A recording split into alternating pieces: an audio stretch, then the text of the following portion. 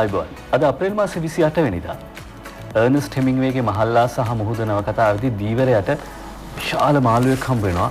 ලොකු ජයග්‍රහණයක් කියලා හිතනවා. හැබැයි මේ මාළුව අල්ලගන්න දරන උත්සාහයේදී දීවරයා හෙම්බත් වෙලා අන්තිමට ඔහුට හිතෙනවා මේ ජයග්‍රහණය ඇත්තටම ජයග්‍රහණයක් මේ පරාජයක් කියලා.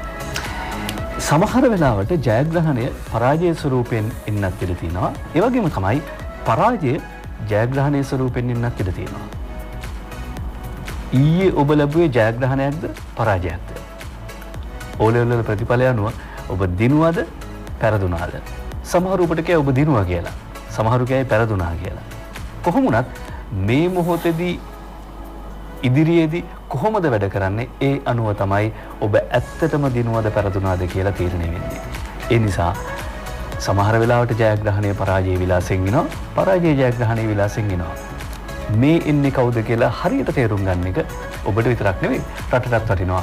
මේ ඇවිත් තියෙන්නේ පරාජයේ සේයාවක්ද එහෙම නැත්නම් මේ ජයග්‍රහණයේ සේයාවද පරාජයේ විලාසෙන් ඇවිල්ලා තියෙන්නේ කියලා. අද පත්තර ටික හම්බ වෙලා තියෙනවා මැදිරියට. ඒ කියන්නේ පුවත්පත් මුද්‍රණය කරන්න පටන් අරන් දිස්ත්‍රික්ක 21කට පනවා තිබිච්ච ඇඳරි නීතිය ලිහිල් කරනවා. ඒ නිසා ආරක්ෂිතව කඩේට ගිහිල්ලා පත්තරේ මිලදී ගන්න පුළුවන්කම තියෙන නිසායි පත්තර මුද්‍රණය කරන්න පටන්ගෙන තියෙන්නේ. අද දිනබින පුවත්පතෙන්ම අපි පුවත් කියන්න පටන් ගන්න ලෑස්ති. ඊට කලින් ප්‍රසාද් හඳුනා දෙන්න. අයබන් ප්‍රසාද්, මාධවීති ප්‍රසාද් මංජු. එහෙමනම් අපි ඊයේ දවසේදී Facebook කලඹපු ප්‍රවෘත්තිය ගේනෙන්න ලෑස්ති. ඊයේ Facebook වල වැඩිපුරම ගිය O level පිළිබඳව දිනබින වාර්තා කරනවා සාමාන්‍ය පෙළ සමත් 73.84කට උසස් පෙළ වරම්. වැඩි දිනෙකට උසස් පෙළ හදාරන්න ඉඩකඩ ලැබෙනවා. සියලු විෂයන්ට ඒ සාමාර්ථ ලැබුවන් 10346ක් ඉන්නවා.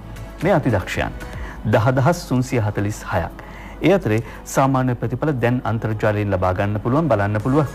සමාවෙන්න මොනවා හරි ගැටලුවක් තියෙනවා නම් ඔබේ ප්‍රතිඵල පිළිබඳව ඔබට විභාග දෙපාර්තමේන්තුවට කතා කරන්න පුළුවන්. දුරකථන අංකය තියෙනවා පොඩ්ඩක් මතක් කරන්නම්. 0112 784 208 784 537 තව අංක ගණනාවක් තියෙනවා. ඒ වුණාට මේ දෙක විතරක් මතක් කරනම් 0112 784 208 0112 784 537 කියන දුරකථන අංක ඔස්සේ මොනවා හරි ගැටලුවක් තියෙනවා නම් ඔබේ සාමාන්‍ය පෙළ ප්‍රතිඵල පිළිබඳව ඔබට විමසන්න පුළුවන්. ඒ ශතෙන්දී මේ 73.84ක් ප්‍රතිශතයක් උසස් පෙළ කරන්න වරම් ලැබලා තියෙනවා. ඒ වගේම ගණිතීය සමත් සංඛ්‍යාව 66.82යි. මෙතින් දිනවස මේ නැත්නම් ඊටමත් හොඳ ප්‍රතිශතයක් තමයි වාර්තා වෙලා තියෙන. ඒ කියන්නේ A level කරන්න සහ ගණිතීය සමත්. මෙතින් වැදගත්ම දෙයක් තමයි තවත් අවධානය යොමු වෙන්න ඕන කාරණයක් තමයි 7,17,246ක් ආයුධම් කරලා තියෙනවා. විභාගයේ පෙනී ඉඳලා තියෙන 5,56,256. 1,60,999ක් විභාගයට පෙනී ඉඳලා නැහැ. මේ සම්බන්ධයෙන් විශේෂම වෘත්තීය පුහුණු අධිකාරී වගේ ආයතන ඒ වගේම තරුණ කටයුතු අමාත්‍යාංශ වගේ දේවල් දැම්මම ඉඳන්ම මේගොල්ලන් අවධානය ලක් කරනවා. ඇයි එහෙම උනේ? ඔතනින් පස්සේ සමහරට පාසල් හරගන්නත් ඉඩ තියෙනවනේ. ඔව්. සමහර විට වෛද්‍යමය හේතු වෙන්න පුළුවන්. ඔව් යම් ආකාරයක ඊළඟ පාර ගන්නත් පුළුවන්. නමුත් මම හිතන්නේ මේ ප්‍රමාණය ටිකක් යම් ආකාරයක සැලකිලිමත් යුතු ඒ කියන්නේ සටහනක් තමයි. මම හිතන්නේ වඩාත්ම වැදගත් වෙන්න ඕනේ මේ 73න් ඒ කියන්නේ මේ 73.84ක් නේ උසස් පෙළ හදාරන්න සුදුසුකම් ලබන්නේ. අන්න අර ඉතිරි කොටසක පිළිබඳව තමයි වෘත්තීය අවධානය යොමු වෙන්න ඕනේ කියලා මම හිතන්නේ. දැන් 20000ක් 25000ක් වගේනේ ඒ සරසවි වලට යන්නේ. එතනින් හැල්ල ප්‍රමාණය තමයි වැඩි අවධානය යොමු වෙන්න ඕනේ. ඒ වගේම අපි සූදානම් කොවිඩ් වසංගතය පිළිබඳව කොහොමද පුවත්පත් වාර්තා කරන පුවත් කියලා අවධානය යොමු කරන්න. ඒ අනුව සුපුරුදු පරිදි අරුණ පුවත්පතේ දෙවන පිටුවේ සටහන් වෙනවා ලෝපුරා කොවිඩ් රෝගීන් 30,19,241 මිලියන 3 ඉක්මවනවා. 30,19,241ක් වාර්තා වෙනවා. මරණ 2,08,110යි. මරණ 2,08,110යි. ඇමරිකා එක්සත් ජනපදයෙන් තමයි වැඩිපුරම රෝගීන් වාර්තා වෙන්නේ. ඒ විතරක් නෙවෙයි වැඩිපුරම මරණත් වාර්තා වෙන්නේ මේ වන විට ඇමරිකා එක්සත් ජනපදයෙන් 55,499ක්. හැබැයි මේකෙත් ප්‍රවණතාවන් ටිකක් වෙනස් වෙමින් යනවා. විශේෂයෙන්ම යුරෝපා රටවල ඉතාලිය වගේ මරණ දැන් ටිකෙන් ටික අඩු වෙමින් යනවා. මොකද දෙනුස දැන් අපි දැක්ක දැන් මේ ඉලක්කම් කියනත් මොකක්ද වගේ අපිට පෞද්ගලික දවස්වල. මොකද මේ මිනිස් ජීවිත දැන් ඇමරිකාවේ 1157යි පැය 24 තුල. ඒ වගේම ඉස්පාඤ්ඤ 288 ඉස්පාඤ්ඤේ මං හිතන්නේ අඩුම මරණ සංඛ්‍යාව පසුගිය කාලේ වාර්තා වුණේ ඊයේ දිනේදී. ඉතාලිය 260 බතුවගේ බ්‍රිතාන්‍ය 442 කියන්නේ යම්කිසි ආකාරයක 5260 ගණනක්. යම්කිසි ආකාරයක මරණවල සහ ආසන අඩුවීමක් තියෙනවා. නමුත් අපිට කියන්න බෑ මේ තත්ත්වය කුමක්ද කියලා. නමුත් ඔවුන් හිතනවා මේ තත්ත්වය ටිකක් යම් ආකාරයක ලෝක තත්ත්වය පාලනය වෙමින් පවතිනවා කියලා. ඔව්. අනිත් එක දැන් මේ රෝගය වැළඳීම හොඳයි කියන එක නෙවෙයි කියන්නේ. හැබැයි රෝගය වැළඳීමේ තියෙන සුබවාදී පැත්ත තමයි රෝගය වැළඳිලා ප්‍රතිශක්තිකරණය ඇති වුණොත් ඒක සුබදායි තත්ත්වයක්. මොකද ලෝක සෞඛ්‍ය සංවිධානය සහ සෞඛ්‍ය පරීක්ෂකයන් බොහෝ දෙනෙක් කියන්නේ මේකෙන් ගොඩ එන්න ක්‍රම දෙකයි තියෙන්නේ. එක්කෝ එන්නතක් හොයාගන්න එක, එහෙම නැත්නම් හැදිලා ප්‍රතිශක්තිය ඇති වෙන එක. ශ්‍රී ලංකාවේ තත්ත්වය කොයි වගේද? ලංකාදීපේ වාර්තා කරනවා තහවුරු කරන ලද ආසාදිතයන් සංඛ්‍යාව 588යි. ඉලක්කම ලොකුයි කියලා. ඒ කියන්නේ 588ක් ඉන්නවා කියන එක නෙවෙයි මේන් අදහස් වෙන්නේ. ඇත්තටම මේ මොහොත වෙද්දී ශ්‍රී ලංකාවේ රෝහල්ගතව ප්‍රතිකාර ලබන රෝගීන් ඉන්නේ 455 දෙනයි. මොකද මරණයට පත් වෙලා තියෙනවා 7 දෙනෙක්. සම්පූර්ණ සුවය ලැබලා 126 දෙනෙක් පිටත්ව ගිහිල්ලා ඉන්නවා. සැකමත වෛද්‍ය අධීක්ෂණ යටතේ ඉන්නවා 295 දෙනෙක්. ඒ අනුව ඇත්තටම ගත්තොත් ශ්‍රී ලංකාවේ කොවිඩ් ආසාදිත රෝගීන් මේ මොහොත පදමිට ඉන්නේ 455 දෙනයි.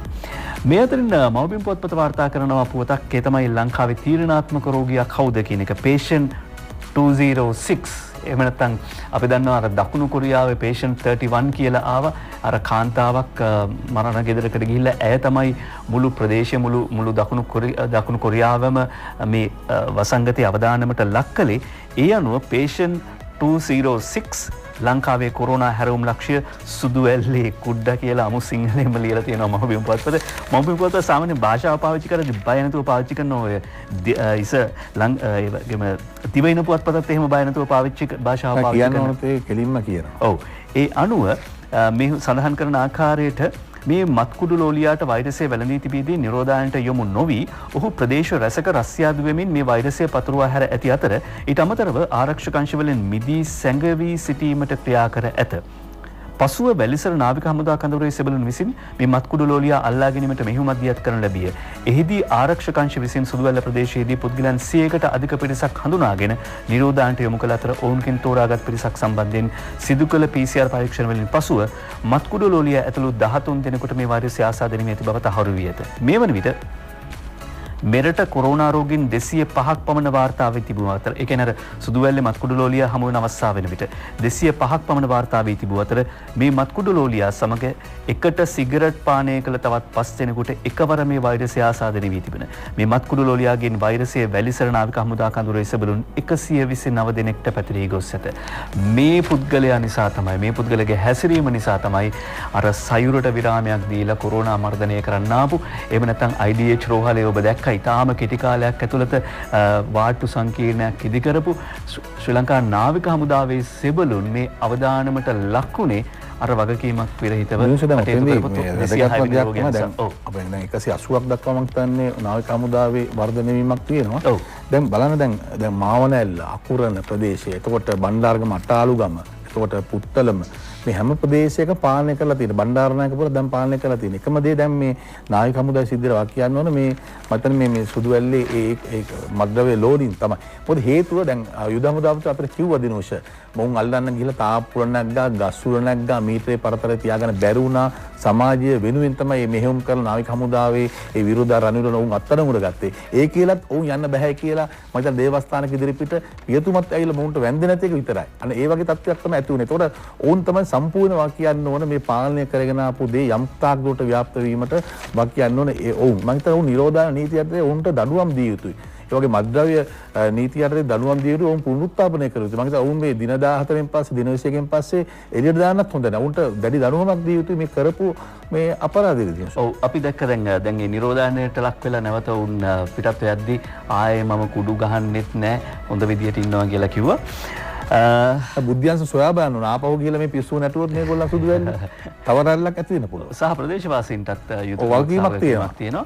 ඊළඟට දැන් අද අරුණ පුවත්පත කියනවා ඔය වැලිසර නාවික කඳවුරේ සිද්ධියත් එක්කම එහෙම නැත්නම් ඔය ජායල ප්‍රදේශයේ සිද්ධියත් එක්කම තීරණයක් ගන්න සිද්ධ වෙනවා. තවත් සති දෙකක් ඇඳිරි නීතියේ දීර්ඝ කළ යුතුයි කියලා රජයේ වෛද්‍ය නිලධාරීන්ගේ සංගමය කියන බව චාම්‍ර පල්ලේකෙදර අද අරුණ පුවත්පතට වාර්තා කරනවා. ඒ අනුව අපි මෙතෙක් අවදානම් අඩුයි කියලා තක්සේරු කළ ප්‍රදේශවලින් මේ වන විට රෝගීන් වාර්තා වෙනවා. ආරක්ෂිතයි කියලා අපි හිතන් හිටපු ප්‍රදේශවලින් දැන් ආරක්ෂිත බව නැති වෙලා රෝගීන් වාර්තා වෙනවා. මේ තත්ත්වය තුළ තව සති දෙකක්වත් ඇඳිරි නීතිය දීර්ඝ කළ යුතුයි කියලා රජයේ වෛද්‍ය නිලධාරීන්ගේ සංගමය කියනවා. ඒ අතරේ අරුණ පුවත්පත වාර්තා කරනවා බස්නාහිරට පුත්තලමට ඇඳිරි නීතිය දිගටම ක්‍රියාත්මක වෙන බව. ලංකාදීපයට ගියොත් ලංකාදීපේ වාර්තා කරනවා කොරෝනා 588ට නගී දින දෙකට 128ක් සිටින බව වාර්තා කරනවා. ඒ අතර පොළොන්නරුව ලංකාපුර හුදකලා කළ ගම් 12න් 10ක් අරි නාවික බටයා හැර වෙන කිසිම රෝගියෙක් හමු වෙලා නැහැ. මේක සහනදායී පුවතක්. ගම් 12න් 10ක් අරි. දැන් අපි 580ට කියන ඉලක්කය ගැන බය වෙනවා වගේම මේවා ගැන කල්පනා කරන්න ඕනේ. ඒ කියන්නේ පාලනය කරන්න හැකි වෙලා තියෙනවා. කන්ට්‍රෝල් කරගන්න පුළුවන්කම ලැබිලා තියෙනවා. පොළොන්නරුව ලංකාපුර හුදකලා ගම් 12 දැන් ගම් 12ක් වහලා 10ක් අරනවා කියන එක ලේසි පාස් වැඩක් නේ ප්‍රායෝගිකව. අපි දන්න උන්ගේ අවශ්‍යතාවය. මම හිතන්නේ ඒකයි හොඳ දෙයක්. ඒ කියන්නේ මේ දී හමුදාව, පොලිසිය, සියලු මාංශ සෞඛ්‍ය බලධාරී එකතු වෙලා මේ කරන්නේ. ඔබගේ සහයෝගය අවශ්‍යයි. මොකද අපිට මේක පාලනය කරගන්න පුළුවන්. දැඩි විශ්වාසයක් තියෙනවා දිනුෂ. අපි ගිය විදිය අනුව මේක එක්කෙනෙක් දෙන්නේ පිස්සුලට මුදින් සතයි මේ ප්‍රශ්නේ ඇති උනේ. නමුත් දැන් අපි මේ තත්ත්වෙට මුහුණ දීලා කොහොම හරි ඊළඟ වටේට යන්නේ නැතුව මේක පාලනය කරගන්න අපි කැප වෙමු. ඔව්. ඒ විතරක් නෙවෙයි සුදුවැල්ලේ තත්ත්වය සුදුවැල්ලේ කෙසෙල්වත්තේ කොරෝනා පාලනය වෙලා පිළියන්දල බොරස්කමුව නාරහෙම්පිට වෙනත් රෝගීන් නැහැ. මේ සහනදායී පුවතත් අද ලංකාදීපය වාර්තා කරනවා. ලංකාදීපය කියන විදිහට සුදුවැල්ලේ කෙසෙල්වත්තේ කොරෝනා තත්ත්වය පාලනය වෙලා තියෙනවා. මොකද නාවික හමුදා කඳවුරේ වාර්තා වෙච්ච ආසාදිතයන් ප්‍රමාණයට වඩා ඒ කියන්නේ ඊට සමාන ගානක් වාර්තා වෙන 92ක් වාර්තා වුණේ කෙසෙල්වත්තෙන්. කෙසෙල්වත්තේ තත්ත්වයක් පාලනය වෙලා තියෙනවා. සුදුවැල්ලේ තත්ත්වයක් පාලනය වෙලා පිළියන්දල සහ බොරලැස්කමුව නාරහෙම්පිට කිසිම වෙනත් රෝගියෙක් නැහැ. ඒ නිසා ඒ කියන්නේ හඳුනාගෙන තියෙනවා. දැන් කොටු කරගෙන තියෙනවා හරියට අර මානුෂීය මෙහෙයුමේ අවසන් අදියරේදී අන්තිමට මේ තල්ලු කරගෙන ගිහිල්ලා නන්දිගල කලපුවට කොටු කරගත්තා වගේ එහෙම තැනකට ගමන් කරමින් සිටිනවා. ඒ නිසා මේ කාරණයට කැපවෙච්ච සියලුම දෙනා කියන්නේ ත්‍රිවිධ හමුදාව විශේෂයෙන්ම නාවික හමුදාව පිළිබඳව මෙතෙන්දී විශේෂයෙන් අපි කතා කරන්නේ දැන් නාවික හමුදා සෙබළුන් දිහා නිකන් වපරහින් බලන්න ඇතම් ගුණමක් ඉතාම සුළු පිරිසක් කටයුතු කරන නිසා. හැබැයි ඔවුන්ගේ කාර්යභාරය ඔවුන් නැවතවතාවක් තහවුරු කර තමන්ගේ ජීවිතය පරදුවට තියලා දිවි දෙවැනි කොට තමන්ගේ ජීවිතය ගැන හිතන්නේ නැතුවයි ඔවුන් මේ දැන් ඔය සුදුවැල්ලේ කට්ටිය සමාජගත වුණා නම් දිනුස. යම් විදියකින් නාවික හමුදාව මැදිහත් වෙන්නේ නැතුව සුදුවැල්ලේ කට්ටිය සමාජගත වුණා නම් මොකද වෙන්නේ? මොකද හිතා ගන්න බෑ අපි ඉන්නේ අද කොතනද කියලා. ඒ නිසා මම හිතන්නේ මේ අවස්ථාවේ නායක හමුදාවට අපි ගෞරවය ප්‍රණාමය පුද කරන ඔවුන් මේ අවස්ථාවේ දැනුත් ඔවුන් ගිය තැන් ස්ථාන පිළිබඳව හොයලා බලලා ඔවුන් කැපකිරීමක් කරනවා. මම හිතන්නේ දැන් අවුරුදු මේ දවස් ගාණක් මාස ගාණක් වැඩ කරලා ගෙවල් වල ගිහිල්ලා ආපහු හැරෙන තැපෑලෙන්න ඔවුන් නැවතත් ආවා ඊයේ. සියලුම ත්‍රිවිධ හමුදාව. මම හිතා ඔවුන් කරපු කැපකිරීම ඒ පවුල් වලට සහ ඔවුන්ට අපි ප්‍රණාමය පුද කරන්න ඕන. විශේෂඥ වෛද්‍ය ආනන්ද විජේවික්‍රම මහත්තයා කියනවා අපි දැන් මේ ඉන්නේ 3 වන අදියරේ කියලා ලංකාදීපේ වාර්තා කරනවා. අපි ඉන්නේ කොරෝනා 3 වන අදියරේ 4ට ගියොත් වැඩි බරපතලයි. විශේෂඥ වෛද්‍ය ආනන්ද විජේවික්‍රම මහත්මයා කියන්නේ ඒ කියන්නේ 4ට යනවද නැද්ද කියන එක තීරණය කරන්නේ අපි තමයි. ඒ අනුව ශ්‍රී ලංකාව තවමත් සිටින්නේ කොරෝනා වෛරස් ව්‍යාප්තියේ 3 වන අදියරේ බවත් එය 9 වන අදියරට පැමිණියහොත් තත්ත්වය බරපතල බවත් අංගොඩ බෝවන රෝග විද්‍යායතනයේ කායික රෝග විශේෂඥ වෛද්‍ය ආනන්ද විජේවික්‍රම මහත්මයා පවසනවා. මොකද 4 වෙනි අදියර කියලා කියන්නේ වෛරසයේ සමාජයට සම්ප්‍රේක්ෂණය වීමේ අවස්ථාව. ඒ තත්ත්වයට ගියොත් රෝහල් වලට එන රෝගීන් ප්‍රමාණය දරා ගන්න අමාරුයි. එහෙම වුණොත් තත්ත්වය බරපතල වෙනවා. ඒ නිසා අපි සියලු දෙනා එකතු වෙලා 3 වෙනි මට්ටමෙන්ම මේ වැඩේ විසඳගමු. මේ වැඩේ ගොඩ දාගන්න උත්සාහ ගනිමු. 75000ක් මේ වන විට ස්වයං නිරෝධායනයේ සිටින බව අද අරුණ පුවත්පත වාර්තා කරනවා. 75000ක් ස්වයං නිරෝධායනයේ ඉන්නවා. ඊළඟට නිරෝධායන පුද්ගලයන්ගේ ප්‍රතිශක්තිය නංවන බෙහෙතක් ගේන්න මහාචාර්යවරයෙක් සූදානම්ව තිබෙන බවත් අද අරුණ පුවත්පත වාර්තා කරනවා. ඒ අනුව දැනට බ්‍රිතාන්‍ය වගේ පාවිච්චි වෙන මේ ප්‍රතිශක්තිය නංවන බෙහෙත ගේන්න සූදානම් කියලා කියන්නේ. හැබැයි මොන පදනමින්ද කියන්නේ ආධාරයක් විදියට ගේනවද එහෙම නැත්නම් මේක මිලදී ගන්න සිද්ධ වෙනවද කියන කාරණාව පැහැදිලි වෙන්නේ නැහැ. ඔය වගේ දෙකක් පිටරටින් ගන්නවා නම් වසංගත රෝග විද්‍යාංශයෙන් අනුමැතියක් ඕන. ඔව්. මොකද විශේෂයෙන්ම මේ අවස්ථාවේදී බෝන රෝගයක් යනවා රට පුරා ලෝකේ පුරා. ඒ නිසා වසංගත රෝග විද්‍යාංශයෙන් අනුමැතියක් අනුව තමයි එවැනි දෙයක් ගන්නෙ. මොකද දැනටමත් අපි අපේ දේශීය ඖෂධ රසක් ලබා දෙනවා ප්‍රශස්තිකරණය වැඩි කරගන්න. ඔව් ප්‍රසාද් ඉතාමත් වැදගත් කාරණාවක්. මොකද මේ කැඳ වර්ග පාවිච්චි. ඒ කියන්නේ විශේෂයෙන්ම කැඳ ඔබට මතක ඇති. ඒ කියන්නේ අපි එක කාලෙක ලුණු කැඳ බිව්වා. ඒ කියන්නේ උණ හෙම්බිරිස්සාව හැදුනාන් පස්සේ වෙන මොනවත් නෙවෙයි දෙන්නේ. බාන් වැල්කට කොත්තමල්ලි දෙනවා, ලුණු කැඳ දෙනවා. එතකොට මේවා අපෙන් බැහැර වුණා පහුගිය දශක දෙකක විතර කාලය තුල. අපි ඒ කියන්නේ උණක් හෙම්බිරිස්සාවක් හැදිච්ච ගමන් පෙත්ත ගහන්න පටන් ගත්තා. හැබැයි මේ ලුණු කැඳ කොයිතරම් හොඳ ඖෂධයක් වුණාද කියන එක අපිට මතකයි සහ සමහරට අපිට කලින් පරම්පරාවල අපේ දෙමව්පිය ඉතා හොඳින් දන්නවා. දැන් නැවත වතාවක් ලෝකෙ එතෙන්ට ඇවිල්ලා තියෙනවා. එතෙන්ට යා යුතුයි. එතනදී අර ආසනික් තියෙන හාල් නෙවෙයි බස විස නැති දේශීය හාල් ටිකක් හොයාගන්න පුළුවන් නම් ඒකෙන් කැඳ ටිකක් හදාගන්න පුළුවන් නම් ඒ වගේම අපේ සාම්ප්‍රදායික දුම් හට්ටිය ගෙදර දුම් ඇල්ලුවා ඊට පස්සේ මේ දුම් හට්ටිය මේවා නැවත වතාවක් අපිට භාවිත කරන්න අවස්ථාව උදා වෙලා තියෙනවා. මොකද මේවා එපා කියපු කවුරුවත් පරිශන කළා නෙවෙයි එපා කිව්වේ. තමන් ඉගෙනගත්ත විෂය එහෙම නැත්නම් තමන් ඉගෙනගත්ත දේට විශේෂඥ මහාචාර්යවරුන් තමයි මේව ඕන කියලා කියන්නේ. ඒ නිසා විදේශීය උපක්‍රම භාවිත කරන්නට කලින් මේ දේශීය උපක්‍රම ප්‍රතිශක්තිකරණය වර්ධනය කිරීම සඳහා භාවිත කරමු කියන යෝජනාව කරමින් අපි සූදානම් විරාමයක් ලබනවා. යලිත් අපි එළිදරව් කරන සූදානම් එළිවෙන්න කලින් උදේ පත්තරවල තියෙන සිරස්තල ප්‍රධාන සිරස්තල මොනවද කියලා අද දිනමින පුවත්පතේ ප්‍රධාන සිරස්තලය වන්නේ හමුදාවේ සෞඛ්‍ය රකින්න ජනපති කාර්ය සාධක බලකායක්. මේ තමයි ප්‍රධාන පුවත. ඒ අනුව ඊයේ මේ පියවර ගැනෙන්නේ ජනාධිපති ගෝඨාභය රාජපක්ෂ මහත්මයාගේ ප්‍රධානත්වයෙන් පැවතිච්ච සාකච්ඡාවකදී ත්‍රිවිධ හමුදාවටත් සියලු කඳවුරු නිරීක්ෂණය කොට කඩිනමින් වාර්තාවක් සකසන්නයි ජනාධිපතිවරයා විශේෂඥ කණ්ඩායමට එහිදී උපදෙස් ලබා දීලා තිබෙනවා. නිරෝධායන කාර්යයන්හි නිරත හමුදා නිලධාරීන්ගේ සෞඛ්‍ය ආරක්ෂාව සැලසීමට ප්‍රමුඛත්වය දිය යුතුය. කඳවුර ඇතුළත සෞඛ්‍ය පහසුකම් ප්‍රවර්ධනය සඳහා අවශ්‍යතාව මත විශේෂඥ වෛද්‍ය කණ්ඩායම් සහාය කර ගන්නා ලෙසද ජනාධිපතිවරයා මෙහිදී නියෝග කර බව දිනෙමින වාර්තා කරනවා. රෝගිය පාලනය කිරීමේදී මෙතෙක් අත්පත් කරගත් සාර්ථකත්වයේ සේම කිසියම් තැනක වරදක් සිදු වී ඇතනම් එයද හඳුනා ගැනීමේ අවශ්‍යතාව ජනාධිපතිවරයා අවධාරණය කරේ. මෙන්න මේක තමයි වැදගත් වෙන්නේ. ඒ කියන්නේ මෙතෙක් ආපු පියවර සාර්ථකයි. හැබැයි ඒ ආපු පියවරදී යම් අසාර්ථක වෙච්ච අවස්ථා තියෙන්න පුළුවන්.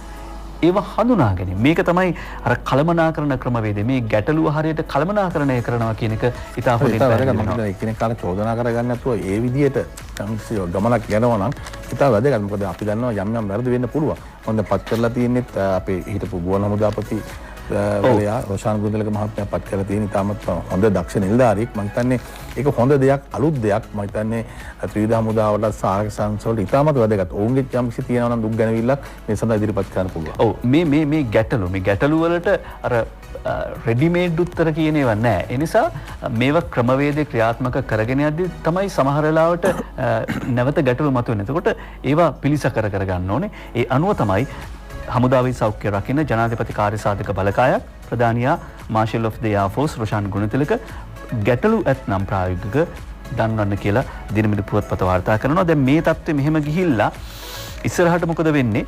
අද මව්බිම කියනවා දින 28ක් තුළ රෝගියෙකු වාර්තා නොවුනොත් රටම විවෘත කරන්න පුළුවන් කියලා. කොවිඩ්-19 ආසාදිත කිසිවෙකු එක දිගට දින 28ක් තුළ වාර්තා නොවුනොත් රට සම්පූර්ණයෙන්ම විවෘත කළ හැකි බව ජ්‍යෙෂ්ඨ නියෝජ්‍ය පොලිස්පති නීතිඥ අජිත් රෝහණ මහත්මයා පවසන බව අද මව්බිම පුවත්පත වාර්තා කරනවා. ඊළඟ වෛරසයට එළඹෙන්න ලෑස්ති. ඒ තමයි මේ දේශපාලන වෛරසය. නිරෝධායනට පාසල් සුදුසු නැහැ කියලා එක්සත් ජාතික පක්ෂ මහලේකම් හිටපු අධ්‍යාපන අමාත්‍ය අකිල විරාජ් කාර්යවසම් මහත්මයා ප්‍රකාශ කරන බව ශිරෝමි අබේසිංහ දිනමිනට වාර්තා කරනවා. විශේෂයෙන්ම ආනන්ද විද්‍යාලය ඇතුළු කොළඹ පාසල් කිහිපයක් නිරෝධායන මධ්‍යස්ථානවලට ගන්න යනවායි ඒක සුදුසු නැති කාරණයක් කියලා ඔහු ප්‍රකාශ කර සිටිනවා. ඒකට දිනමින පුවත්පත පිළිතුරු සපයනවා. ඒ පිළිතුර ගෙන එන්නේ පැතිර යන කතා බොරු. කිසිදු පාසලක් නිරෝධායන කටයුතු වලට ගන්නේ නැහැ. යුද හමුදාපති ලුතෙනන්ට් ජෙනරාල් ශවේන්ද්‍ර සිල්වා මහත්මයාගේ ප්‍රකාශය. ඊළඟ කාරණාව තමයි මුදල් වංචා කරන්න ඕනෑ නිසා පාර්ලිමේන්තුව කැඳවන්නේ නැහැ කියලා එක්සත් ජාතික පක්ෂ හිටපු මන්ත්‍රීනී තලතා අතුකෝරළ මහත්මිය කරන ප්‍රකාශය. සල්ලි ගසා ගන්න ඕන නිසායි සල්ලි ගොඩක් හම්බ වෙලා තියෙනවා. ඒවා ගසා ගන්න ඕන නිසා තමයි පාර්ලිමේන්තුව කැඳවන්නේ නැත්තේ කියලා කියනවා. ඒකට උත්තර දෙනවා හිටපු අමාත්‍ය කෙහෙලිය රඹුක්කල්ල මහත්මයා. ඉන්දික පොල්කොටුවයි දිනමිනට වාර්තා කරන්නේ මහ බැංකුව කොල්ල කද්දි නිදා සිටි අය දැන් මුදල් ගැන කියන කතාව හරියට විහිළුවක් කියලා මේ අනුව කෙහෙලිය රඹුක්කල්ල මහත්මයා කියා සිටිනවා. ඒ අතරේ අද අරුණ පුවත්පතේ ප්‍රධාන සිරස්තලය වන්නේ පාර්ලිමේන්තුව කැඳවන්න වගකීමෙන් සහාය දෙනවා. අර මේ නිරෝධාන්ට ලක් වෙලා ගියපු මද්ද්‍රව්‍ය ලෝලියෙකුත් කියලා ගියා මේන් පස්සේ අපි හොඳට ඉන්නවා කියලා. පක්ෂ නායකයෝ ජනපතට කියති. මොකද මේ ඉල්ලීම? ඔව් දැන් මේ ඉල්ලීම අපි දැක්ක පහුගිය කාලේ පුරාම විපක්ෂ විසින් ඉල්ලීමක් කරා. මේ ඉල්ලීම දැන් මම මේක පොදු ඉල්ලීමක් විදිහට රාජ්‍ය වික්‍රමසිංහ මහත්මයා, සජිත් ප්‍රේමදාස මහත්මයා, ආර් සම්බන්ධන් මහත්මයා තුළු විපක්ෂයේ පක්ෂ නායකයින් තමයි ඉල්ලීම කරන්නේ. උන් කියන්නේ අපි ආණ්ඩුවට සහාය දෙනවා, සත්භාවයෙන් සහාය දෙනවා, අපිට ඕන මේකට දායක වෙන්න කියලා. නමුත් දැන් මෙතනදී දැන් අපි දැක්ක මේ තලතා අතුකෝරාල හිටපු අමාත්‍යවරයෙක් කියනවා මුදල් වංචා කරන්න ඕන නිසා පාර්ලිමේන්තුව කැඳවන්නේ නැහැ කියලා. මම දන්නවා දැන් පාර්ලිමේන්තුව කැඳවන්න කලින් මේ වගේ දේවල් ප්‍රකාශ වෙනවා නම් දිනුෂ පාර්ලිමේන්තුව කැඳවුවට පස්සේ මොන වගේ ප්‍රකාශ වේද? එතකොට මේ යන ක්‍රමය මේ මර්ධනය කරගෙන යන ක්‍රමයේ කොරෝනා සම්බන්ධයෙන් තියෙන මේ ලෝකමේ රටේ තියෙන තත්ත්වයක් මම හිතන්නේ මෙතෙන්දී ආපස්සට හැරෙන්න පුළුවන්. මොකද හමුදාව සෞඛ්‍ය ශේෂ්ත්‍රයේ බලධාරී සියලු දෙනා වාක්‍යයෙන් කටයුතු කරද්දී පාර්ලිමේන්තුව විවෘත කරලා නිකම් දේශපාලන කතා දෙපැත්තට චෝදනා කරගත්තොත් මොකද වෙන්නේ? ජනතාව මොකද හිතන්නේ? ළඟ එන මහමැතිවරණෙකුත් ළඟ එනවා. පස්සේ දේශපාලඥයෙක් ඒක එච්චර සෞඛ්‍යයට හිත කර නැහැ. ඔවුන්ගේ සෞඛ්‍යයට හිත කර නැහැ මේ අවස්ථාවේ පාර්ලිමේන්තුව විවෘත කිරීම. මේ වගේම මහා සංඝරත්නය මම තත්ත්වයකයි මහා සංඝරත්නය ඇතුළු තවත් මම හිතන්නේ පඬිත හාමුදුරුවෝ වහන්සේ රැසක් ජනාධිපති ගෝඨාභය රාජපක්ෂ මහත්මයාගේ ඉල්ලීමක් කරා. පරණ පාර්ලිමේන්තුව නම් අනේ කරුණාකර ජනාධිපති කැඳවන්න එපා කියලා. ජනාධිපතිතුමා පෙන්වලා දුන්නා මට නීතියක් නැහැ කියලා. ඉතින් මම හිතන්නේ මේ පක්ෂ නායකින්ට දැන් තියෙනවා මහා සංඝරත්නය හම්බෙලා මහානායකතුන් හම්බෙලා දිනුෂ කියනවා නම් මේ ඉල්ලීම ඉදිරිපත් කරා. මොකද දැන් මහා සංඝරත්නය කියන කැඳවන්න එපයි කියලා. ඉතින් පක්ෂ නායකතුන්ට මම හිතන්නේ ජනාධිපතිතුමාගේ ඉල්ලීමක් කරනවා වගේම විපක්ෂයේ පක්ෂ නායකින් මහා සංඝරත්නයත් හමු වෙලා මේ ඉල්ලීම කරොත් නරකද කියලා මම යෝජනා කරන්න කැමතියි. ඔව් ඒ ලිපියේදී ඉල්ලනවා පාර්ලිමේන්තුව විසුරුවා හැරීමේ නියෝගය ආපසු කැඳවීම නොකරන්නේ නම් මේට විකල්ප ක්‍රියාමාර්ගයක් ලෙස ආණ්ඩුව ක්‍රම ව්‍යවස්ථාවේ 77 ව්‍යවස්ථාව ප්‍රකාරව ඇති බලතල අනුව අඩුතරමින් විසුරුවා හැරී පාර්ලිමේන්තුව යලි කැඳවන ලෙස ඉල්ලා සිටිමු. වගකීමින් සහයෝග දීමේ මේ යෝජනාව අප ඉදිරිපත් කරන්නේ අවංක චේතනාවෙන් පමණක් බව සඳහන් කර සිටිනවා. හැබැයි ප්‍රශ්නේ තියෙන්නේ පාර්ලිමේන්තුව විසුරුවන්න කලිනුත් මේ පිරිසම තමයි කිව්වේ පාර්ලිමේන්තුව විසුරුවන්න එපා සැප්තැම්බර් වෙනකන් තියාගනිමු කියලා. අපි සූදානම් විරාමයට. පරණ පාර්ලිමේන්තුව තියාගනිමු ඡන්දය දැම්ම තියන්න එපා කියන ඉල්ලීම කොරෝනා වලටත් කලින් ආපු ඉල්ලීමක් බව පැහැදිලි. ඒ අනුව දැන් අද ලංකාදීපේ වාර්තා කරනවා දැන් අර පක්ෂ නායකයන් ඉල්ලන්නේ 77 වෙනි වගන්තිය පදනම් කරගෙන මේ පාර්ලිමේන්තුව නැවත කැඳවන්න අපි සාමූහික වගකීම් ඉටු කරන්න සූදානම් කියලා ජනාධිපති නීතිඥ විජේදාස රාජපක්ෂ මහත්මයා ඊට උත්තර දෙනවා. විසරූ පාර්ලිමේන්තුව යලි කැඳවීමට ජනාධිපතිවරයාට අවශ්‍ය නම් මේ සඳහා බලතල ඇත්තේ ආණ්ඩුව ක්‍රම ව්‍යවස්ථාවේ 155 වෙනි වගන්තිය මගින් කියලා සඳහන් කරනවා. 77 වෙනි වගන්තිය අනුව පාර්ලිමේන්තුව යලි කැඳවන්නයි පාර්ලිමේන්තුවේ විපක්ෂය නියෝජනය කරන පක්ෂ නායකයන් ජනාධිපතිවරයාගෙන් ඉල්ලීමක් කර ඇත්තේ. එම වගන්තිය තමන්ට වාසි සහගත අයුරින් වැරදි ලෙස අර්ථකථනය කරමින් බව තමයි ඔහුගේ මතය වන්නේ. ඒ අනුව ව්‍යවස්ථාවේ 77 වෙනි උපවගන්තිය අනුව හදිසි අවස්ථාවකදී පාර්ලිමේන්තුවේ කැඳවීමේ හැකියාව ජනාධිපතිවරයාට තිබෙන බව කියා ඇත්තේ එය 155 වෙනි වගන්තියට යටතේ ඇති සැකදුරු කිරීමේ වගන්තියක් විදියට 155 වෙනි වගන්තිය යටතේ ඇති සැකදුරු කිරීමේ වගන්තියක් විදියට තමයි 77 දාලා තියෙන්නේ කියලා තමයි ජනාධිපති නීතිඥ විජේදාස රාජපක්ෂ මහත්මයා 77 තියෙන්නේ අභිනව පාර්ලිමේන්තුව කියලා. ඒ කියන්නේ කැඳවීමක් කරන්න ඕන නව පාර්ලිමේන්තුවක් තමයි කැඳවන්න ඕන. පැරණි පාර්ලිමේන්තුව කැඳවනවා නම් අර ඔබ කිව්වා වගේ මම හිතන රටේ මොකක් හරි අවස්ථාවක් තියෙනොත් ජනාධිපතිතුමාට සාහිත්‍යපත් වෙන්න පුළුවන්. මොකද මේ නීතිමය අලුතෙන් නීති සම්පාදනය කරන්න. ඒ මුදල් වෙන් කරගන්න. මේ ගැටලුව සම්බන්ධ කිසිම ගැටලුවක් නැහැ. දැන් වැඩේ ඒක පුළුවන් විදියට යනවා. කිසිම අවුලක් නැහැ කියලා රජය කියනවා. ඒතකොට එතෙන්දී දැන් ඒකාබද්ධ අරමුදල 150 මම හිතන්නේ තුන්වෙනි වගන්තියට ඒකාබද්ධ අරමුදල ජනාධිපතිතුමාට මුදල් ලබා ගන්න පුළුවන්. ඒ වගේම දැන්ට ආධාර විශාල ප්‍රමාණයක් ලැබිලා තියෙනවා. දැන් ඒවා කළමනාකර කරගන්න පුළුවන්. නමුත් පාර්ලිමේන්තුව කැඳවීමක් කරලා මොකද්ද බලාපොරොත්තු වෙන දිනුෂ? මෙතින් දැන් ආපහු දැන් මේක මෙතින්දී විවේචන එල්ල වුණොත් මොකද වෙන්නේ? දැන් කොහොමද ප්‍රායෝගිකව කැඳවන්න පුළුවන්ද? 225 කොහොමද මීටරයක් දුරින් තියන්නේ? පාර්ලිමේන්තුවේ. ඒක දියවන්නා ඒ කොහොමද ආසන පනවන්නේ පාර්ලිමේන්තු සංකීර්ණේ? පාර්ලිමේන්තු සේවකයන් කැඳවන්න ඕන 2000 ගාණක්. කොහොමද කැඳවන්නේ? ජනතාව ඒකරාශී වෙන්නේ කොහොමද? ප්‍රායෝගිකවත් ගැටලුවක් තියෙනවා. සමහරට ජනතාව කැමති වෙන්නේ නැතිද තියෙන මොකද මේ දවස්වල එකම චිත්‍රපටි ටික බලලා එහෙම ඇති වෙලා තියෙනවා කොහොමද ලක්ෂ 90කුත් යනවා රුපියල් ලක්ෂ 90කට වඩා ප්‍රමාණයක් යනවා දිනකට පාර්ලිමේන්තුව රැස් කරන්න. ඒකත් අමතක කරන්න හොඳ නැහැ. 77 වෙනිම ගණතියේදී කියන්නේ යම් හදිසි තත්ත්වයක් යටතේදී ජනාධිපතිවරයාට පුළුවන් තමන්ගේ අභිමතය පරිදි පාර්ලිමේන්තුව ඒ කියන්නේ විසරූප පාර්ලිමේන්තුව නැත්නම් යලි කැඳවන්න පුළුවන් කියලා. ප්‍රසාද් මොකද මේ කරුගේ කතාවට සුමන්දිරම් කිපෙයි කියලා කියන්නේ ප්‍රසාද් මව්බිමට වාර්තා කරන ගොසිප් එකක්ද පුවතක්ද මේ? ඔව් ගිය සතියේ අපි වාර්තා කර ආණ්ඩුක්‍රම ව්‍යවස්ථා සභාව රැස් වුණා දිනුෂ මෙතෙන්දී අර කරු ජයසූරිය මහත්මයා හිටපු කතානායකතුමා කැඳවීමේ ලිපිය සම්බන්ධයෙන් හිටපු අමාත්‍ය මහින්ද සමරසිංහ මහත්මයා කරුණ විමසුවා. මොකද ඒකේ දාලා තිබුණේ කතානායක සහ ව්‍යවස්ථාධ්‍යක්ෂ සභාවේ සභාපති විදියට. මොකද පාර්ලිමේන්තු ඉස්සරහ හැරලා තියෙද්දී කතානායක කියලා පාවිච්චි කරන්න බෑ. ඇයි එහෙම කරේ කියලා මහින්ද සමරසිංහ හිටපු අමාත්‍යවරයා ප්‍රශ්න කළා. මේදී කරු ජයසූරිය මහත්මයා කිව්වා ඒක මම ඉතින් යම් කිසි ප්‍රමාදෝෂකින් වෙච්ච දෙයක් Taman කතානායක නෙවෙයි Taman ව්‍යවස්ථාධ්‍යක්ෂ සභාවේ සභාපති විදියට තමයි ඉන්නේ කියලා. මේ සාකච්ඡාව ඉවර වෙලා මම හිතන්නේ ඉවර වුණු ගමන්ම වගේ එම්.ඒ. සුමන්තිරන් දෙමළ ජාති සන්ධානයේ යාපන දිස්ත්‍රික් හිටපු පාර්ලිමේන්තු මන්ත්‍රීවරයා දුරකථන නමතුමක් අරන් කරු ජයසූරිය මහත්මයාට අහලා තිනවා අපිට ආරංචි වෙන විදිහ අභ්‍යන්තර දේශපාලන මාර්ග අපිට තොරතුරු ආවේ කොහෙන්ද කියලා කියන්න බෑ. නමුත් සනාථ කරලා තිනවා මේ ඔහු අහලා තිනවා ඇයි එහෙම දෙයක් කිව්වේ? ඇයි ඔබ පිළිගත්තේ නැත්තේ කියලා. මොකද කතානායකතුමා විදිහට ඒ අවස්ථාවේදී පිළි නොගත් එක අපේ ඉදිරි වැඩ වලට බාධාවක් වෙන්න පුළුවන් කියන කාර්යය. මම හිතන්නේ අර අපි අර කිව්වේ යම් කිසි සැලසුමක් තියෙනවා කියලා. එතකොට කරු ජයසූරිය මහත්මයා කියලා තියෙන එක අපේ ආරංචි මම නීති උපදේශ ඇහුවා. ඔවුන් කිව්වා මේ අවස්ථාවේදී පාර්ලිමේන්තු ඉස්සරහ හැරලා තියෙන නිසා කතානායක විදිහට ඉන්න බෑයි කියලා. නමුත් සුමන්තිරන් මහත්මයා කියලා තිනවා පළාත් සභාවක් උනත් කල් දැම්මට පස්සේ සභාපතිවරයාට යම් බලයක් තියෙනවා. ඒ නිසා ඇයි එහෙම කිව්වේ කියලා ඔහු ටිකක් දෝෂාරෝපණ එල්ල කරලා තියෙනවා. නමුත් ඒ කතාව එතනින් අවසන් වෙලා තියෙනවා. මම හිතන්නේ එතන ව්‍යවස්ථාධ්‍යක්ෂ සභාවේ හිටපු සමහර කවුරු හරි කෙනෙක් මම හිතන්නේ වැඩේ හරි ගියේ නෑ වගේ කියලා දුරකථන නමතුමක් දැනුම් දෙන්නේ නැති සුමන්තිරන් මහත්මයා වුණත් සුමන්තිරන් මහත්මයා තමයි ශ්‍රේෂ්ඨ අධිකරණයට යන්නේ ඉන්නේ. මනෝ ගණේෂන් මහත්මයාත් යන්නේ ඔවුන් සැලසුම් කරනවා පාර්ලිමේන්තුව කැඳවීම සම්බන්ධව පාර්ලිමේන්තුව කැඳවීමේදී කතානායකතුමාගේ ඒ වළංගුභාවය කොතෙන්ද කියලා එතෙන්දී යම් ආකාරයකට කතානායකතුමා තවමත් කතානායක විදිහට පිළිගත්තා නම් මම හිතන්නේ එතන ඉඳන් ඔවුන්ගේ නීති තර්ක ගෙනියන්න පුළුවන් විදියට මම හිතන්නේ මෙහෙම සැලැස්මක් තිබුණා. ඒ ගැන තමයි පුවත්පත මගින් වාර්තා කරලා තියෙන්නේ. ඔව්. ඒ වගේම අද තවත් පුවත්පතක සම්මුඛ සාකච්ඡාවක් තිබුණා සුමන්දිරම් මන්ත්‍රීවරයාගේ. ඔහු කියනවා මේ තත්ත්වෙ මෙහෙම ගියොත් අර දින 52 වගේ අවුලක් වෙන්න පුළුවන් කියලා. මේ දැන් බිල්ල මවනවා. කොහොමුණත් ඉදිරි කටයුතු සාකච්ඡා කරන්න මැතිවරණ කොමිසමෙන් කමිටුවක් පත් කරලා තියෙනවා.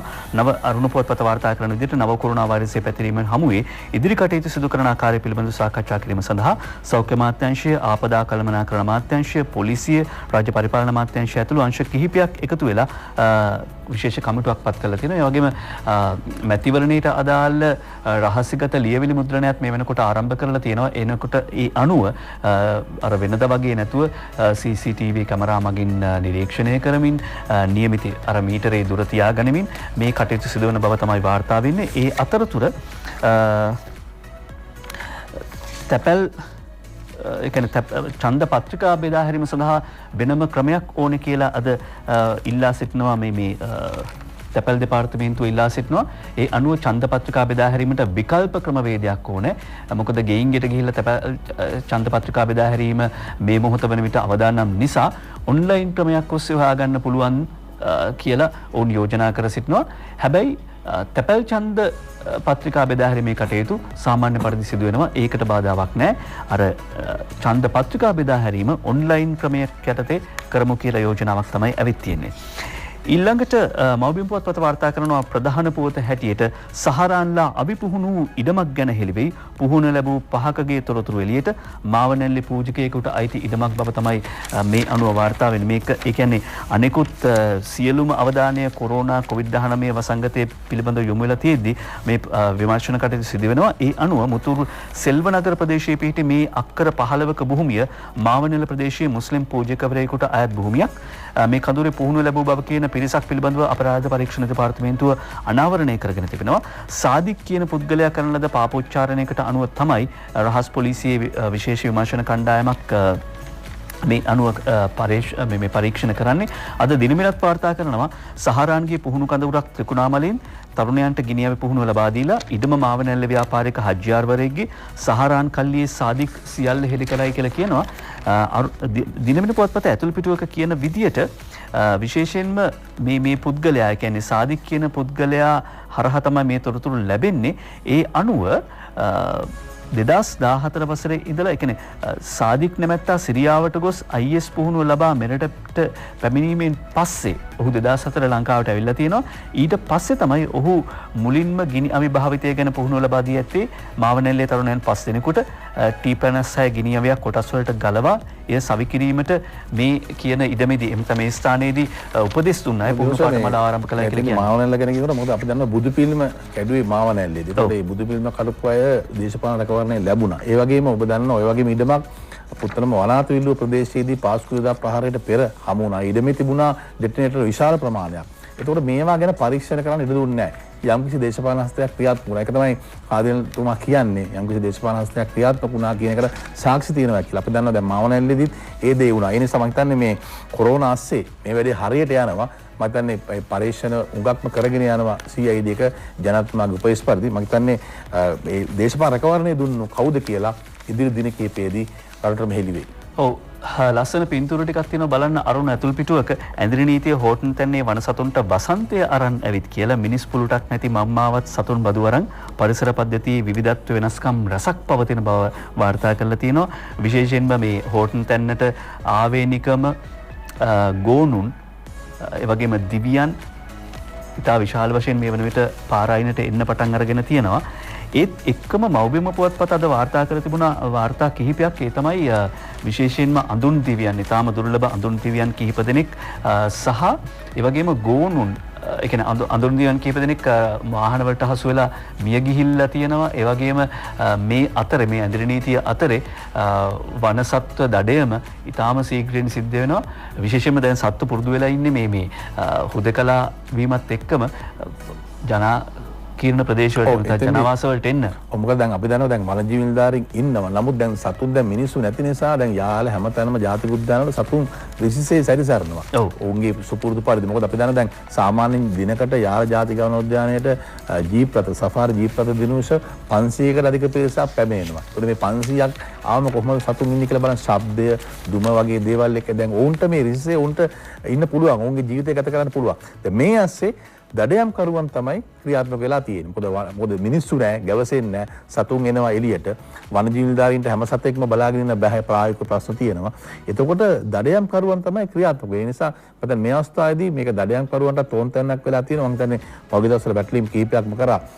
විශේෂයෙන්ම වනජීවි සංරක්ෂණ දෙපාර්තමේන්තුව උන්ට මම අවශ්‍ය ගිනියවි සානිකුත් දේවල් ලබා දෙනවා කියලා විෂබර අමාත්‍යවරයා කියලා තිබුණා. ඒ වගේ ඔබ කිව්වා දිනුෂ පරිසර වෙනස් වෙලා කියලා. දැන් මට ආරංචියක් ලැබුණා. මම චාරිත්‍රාක් දැක්කද රේල් පාරවල් වල සමහර මේ ගස් වැවිලා තියෙනවා.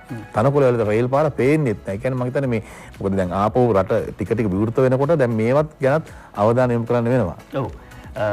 ඒ අනුව තමයි අර කියන්නේ මේ වතුකරේ වනසතුන් දඩයම් කර අලෙවි කිරීමේ ජාවාරමක් ක්‍රියාත්මක වෙනවා කියලා මේ ගැනත් අවධානය යොමු කරන්න ඕනේ.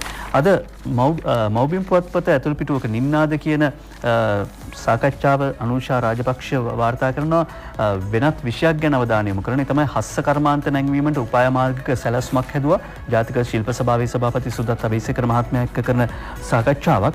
ඒ අනුව කියනවා බොහොමයක් ශ්‍රී ලාංකීය හස්ස කර්මාන්ත ආදී කර්මාන්ත විදේශීය සංචාරකයන් ඉලක්ක කරගනිමින් නිර්මාණය කරන ලැබීම නිසා මේ වන විට තත්ත්වය ඉතාම අවදානම්.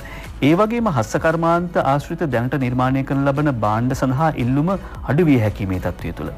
එනිසා පාරිභෝගිකයාගේ මිලදී ගැනීමේ හැකියාවත් අඩු වෙලා තියෙන මේ මොහොතේදී අර්බුද රසක් පවතිනවා. ඒකට විසඳුමක් විදිහට මේ ආර්ථික අර්බුදය හමුවේ ඉදිරි අභියෝග ජය ගනිමින් නව ආර්ථික රටාවට ගැලපෙන පරිදි හස්ත කර්මාන්ත ක්ෂේත්‍රය යොමු කිරීමේ අවශ්‍යතාව මතුවලා තියෙනවා. මෙතෙක් අපි හිතමු මේ අම්බලන්ගොඩ වෙස්මුණු ටික වෙන්න පුළුවන්, එහෙම නැත්නම් අපේ නියඳ රටා ටික වෙන්න පුළුවන්, දුම්බර පැදුරු ටික වෙන්න පුළුවන්. සංචාරකයන්ට තමයි මාතලේ පැත්තේ සේසත් කර්මාන්තය තියෙනවා. මට දැන් මේවා ගැන අපේ සංස්කෘතියත් සමග බැඳුණු දේවල්. ඇතම් කාලවලදී මේවා ක්‍රියාත්මක වුණේ නැහැ දිනෝෂ. හොඳ රටේ උරුමයට මම හිතන්නේ හොඳ තැනක් හිමි වුණේ නැහැ. ඒකත් එක්ක මේ කර්මාන්තය යට ගියා. ඒ අවශ්‍ය තැන් වලට අවශ්‍ය කට්ටිය පත් කරලා තිබුණෙත් නැහැ. ඒක අවබෝධයක් තියෙන අය පහුගිය කාලවල තුල පත් කරලා තිබුණෙත් නැහැ. ඒ නිසා මේ අවස්ථාවේ අපි අලුතින් හිතනවා දැන් දේශීයත්වය රැකෙන විදිහට රට උරුමය රැකෙන විදිහට හිතන්න පරිසරයක් කොරෝනා තුලින් ගොඩනගලා තියෙනවනේ. ඔබ කිව්වා වගේ දැන් ඒ විදිහට හැම දෙයක් ගැනම හිතන කාලය ඇවිල්ලා එතෙන්දී දේශීය හස්ත කර්මාන්තයට මම හිතන්නේ විශේෂ තැනක් හිමි වෙනවා. උතුරු කොරියානු නායකයා ඉන්නවද නැද්ද කියලා ප්‍රශ්නයක් කියේ තිබුණා. ඉන්නවලු. AFP පුවත් සේවය වාර්තා කරනවා උතුරු කොරියානු නායක කිම් ජොං සුවෙන්ද අසාධ්‍යද මිය ගිහින්ද මේ වෙන විට වාර්තා වෙනවා ඔහු ඉන්න බව.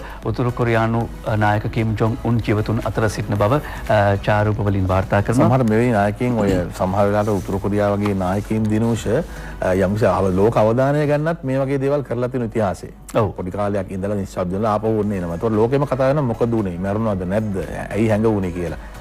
සාග් අග්නිදිග ක්‍රීඩා පෙනෙයිද තියෙයිද නැද්ද? මොකද මේක ඉතාමත් මම කියන කලගාලුදායක ප්‍රවෘත්තියක්. මොකද අපි දන්නවා දැන් ක්‍රිකට් සහ අනිකුත් ක්‍රීඩා වගේම අපේ සාග් ක්‍රීඩා කියන්නේ මේ මල්ල ක්‍රීඩා සහ අනිකුත් ක්‍රීඩා එක ගත්තාම අපේ දැල් පන්දු කණ්ඩායම අත් පන්දු කණ්ඩායම අපි විශිෂ්ට තත්ත්වයක හිටියා දකුණු ආසියානු අංශය තුල. නමුත් දැන් අපිට පේන විදිහට මේ ක්‍රීඩා තරඟ දෙකම කියන්නේ ආසියානු කලාප ප්‍රධාන ක්‍රීඩාවල දෙකක් වන දකුණු ආසියානු ක්‍රීඩාවල සහ අග්නිදිග ආසියානු ක්‍රීඩාවල දෙකම කල්යන තත්ත්වයක් තියෙන පොද මූල්‍යමය අරබුදයක් තියෙනවා. මේ අනුග්‍රහ කරවා ගන්නත් අමාරුයි. ඒ නිසා දැනට ශ්‍රී ලංකා ජාතික ඔලිම්පික් කමිටුවේ සභාපති සුරේෂ් සුබ්‍රමණියම් මහතා ප්‍රකාශ කරන මේ දැන් තියෙන තත්ත්වය අනුව මේක බලනවා උපරිම උත්සාහයක් ගන්නවා මේ ක්‍රීඩා උත්සවය වගේම පවත්වන්න. නමුත් දැන් තියෙන තත්ත්වය අනුව ටිකක් අමාරුයි කියන්නේ. ඒකවල දිනස අපි දන්නවා දැන් ජාතික මහා ක්‍රීඩා වල වගේ දේවල් වලින් ජාතික පාසල් ක්‍රීඩා වල වගේ එන තරු බිහි වෙන්නේ මේ වගේ ස්ථාන වලින් තමයි. ඔලිම්පික් සීනියට යන්න නම් මෙතෙන්ට එන්න ඕන ඉස්සෙල්ලා. දැන් මේකත් කල් යනවා කියන්නේ ඒතරම් හොඳ දෙයක් නේ. අපි සුබවාදීව හිතනවා මේවා ඉක්මනින්ම පහවයයි කියලා. හරි. අපි හෙට පත්තරේදී නැවත මුණ ගැහෙමු. හෙට උදෙත් පත්තරේ තියෙන සිරස්වල අරගෙන ඔබත් මුණ ගැහෙන්න කල්පනා කරනවා. ඔබ ආරක්ෂිතව පුළුවන් තරම් ගෙදරට වෙලා ඉන්න. ඔබට නිරෝගී සුවය ලැබේවා. ආයුබෝවන්.